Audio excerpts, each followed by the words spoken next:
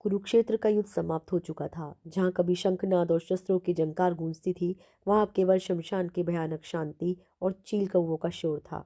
सूर्यास्त की लालिमा में रक्त से सनी धरती और विभस्त लग रही थी। इस महाविनाश के बीच हस्तिनापुर की महारानी गांधारी अपने 100 पुत्रों के शवों को खोजने के लिए कुरुक्षेत्र की रणभूमि में भटक रही थी। नेत्रों पर पट्टी बंधी थी, लेकिन पुत्र वियोग का अंधकार उससे कहीं अधिक गहरा था। क्रोध, पीड़ा और प्रतिशोध की ज्वाला में जलती हुई गांधारी जब वासुदेव श्री कृष्ण की ओर बढ़ी तो ऐसा लगा मानो साक्षात प्रलय आ रहा हो। गांधारी का क्रोध अपनी ओर आता देख कृष्ण अविचल खड़े रहे। उनके स्वर में ना तो भय था, ना ही अपराध बोध, और केवल एक गहरा शांत सत्य था। उन्होंने कहा, माते अपने हृदय को शांत करें। मैं शोक, मोह और पीड़ा, इस मानवीय विकारों से परे हूँ। न मुझे विजय का अहंकार है, न पराजय का दुख। ना मान मुझे बांध सकता है, ना अपमान। मैं ना जीव हूँ, न मृत्यु। मैं तो केवल एक शाश्वत सत्य हूँ, जिसके अधीन काल और महाकाल भी कार्य करते हैं। कृष्ण ने आगे समझाया, यह युद्ध अवश्यंभावी था। माते, जो चले गए उनके लिए विलाप करना व्यर्थ है। अतीत का शोक ही वर्तमान के दुख का कारण है, और शेष उसको स्वीकार कर ले।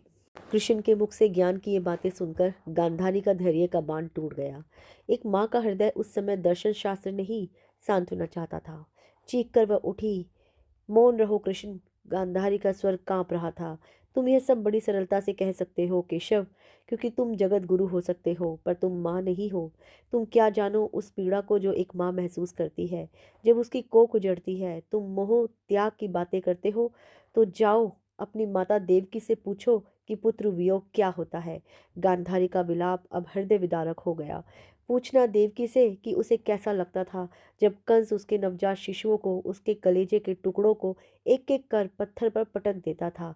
जब उसका दूध उतरता था, गोद सूनी रह जाती थी, तब उसकी आत्मा पर क्या बीतती थी। पूछना, पूछना वासुदेव, उस विवशता का दर्द तुम मुझसे पूछना।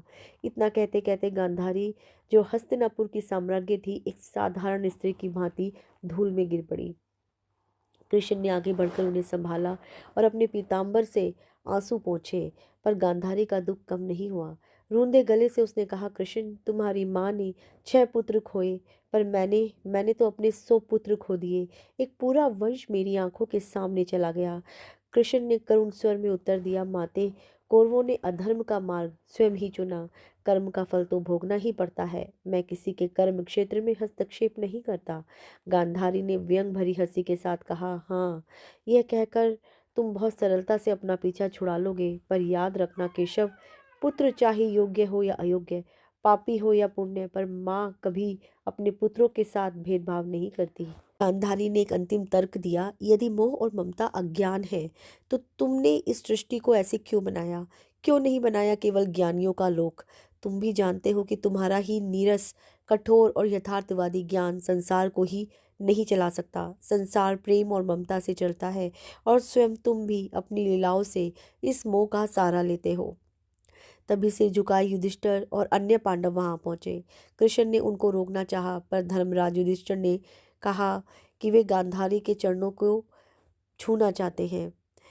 बड़ी माँ, हम आपके अपराधी हैं, यदि संभव हो तो हमें क्षमा कर दो। युधिष्ठिर की आवाज़ सुनते ही गांधारी की ममता प्रतिशोध में बदल गई। उनकी स्मृतियों में दुर्योधन की टूटी हुई जंघा और दुशासन की फटी हुई छाती का चित्र उभर आया।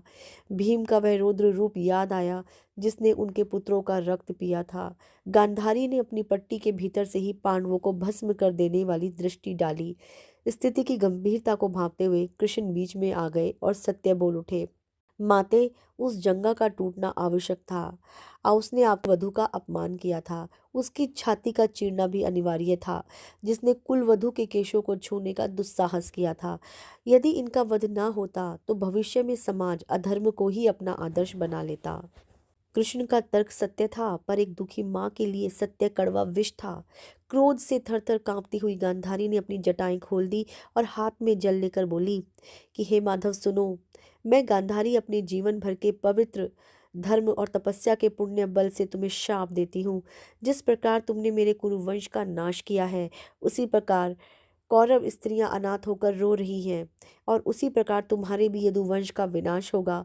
36 वर्षों के भीतर तुमने तुम्हारे कुल के लोग आपस में लड़कर एक दूसरे को मारकर समाप्त हो जाएंगे। परंतु कृष्ण कृष्ण के चेहरे पर चिरपरिचित मुस्कान थी। वो बोले, माते, यह शाप आपने मुझे नहीं स्वयं को दिया है। आप अभी 100 पुत्रों के शोक से उभरी नहीं थी कि आपने अपने एक और पुत्र यानी कृष्ण को भी खोने का बंदोबस्त कर लिया। माते, क्या आप मेरा क्षत विक्षत शव देख पाएंगी? कृष्ण ने आगे कहा, मुझे आपका शाप भी स्वीकार है। मेरा यह शरीर मोह से नहीं बना, न मेरा जन्म होता है न मृत्यु। पर दुख यह है कि अपने क्रोध में आकर स्वयं को पुनः दुख के सागर में आपने डुबो लिया। कृष्ण की निश्चलता और प्रेम देखकर गांधारी का क्रोध पानी हो गया। उन्होंने अपनी भूल को एहसास किया और वे पुनः कृष्ण के चरणों में गिर पड़ी।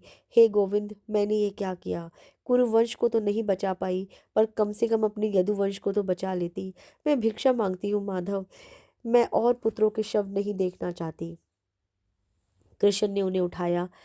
इस बार उनका स्वर अटल था। माते, वाणी से निकला शब्द और धनुष से निकला बाण कभी वापस नहीं जाता। जैसे मैंने कुरुवंश के कर्मों में हस्तक्षेप नहीं किया, वैसे ही मैं यदुवंश के कर्मों में भी नहीं करूँगा।